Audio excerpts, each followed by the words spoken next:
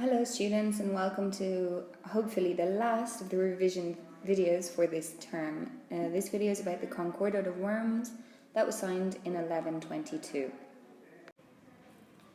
Okay, so what is the Concordat of Worms? The Concordat of Worms is an agreement signed between the Pope and other church officials and the Emperor, not Henry IV, because after all the issue between Henry IV and Gregory VII over lay investiture, a lot of time passed, and the successors of both this Pope and Henry IV continued arguing over lay investiture.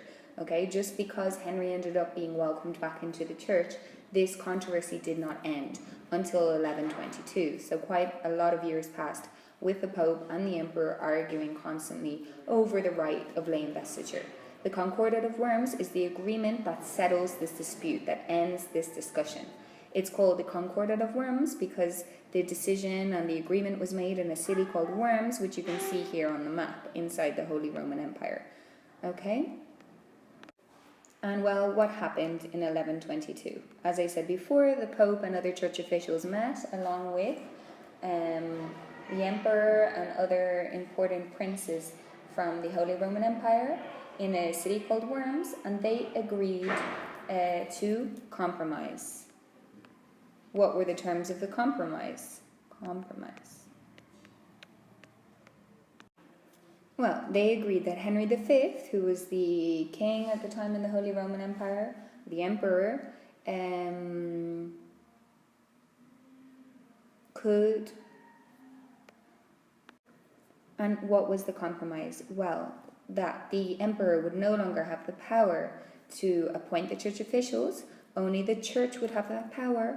However, the emperor could veto any decision made by the church. But what does veto mean? Hopefully you remember from first Esso, we studied this in the Roman Empire.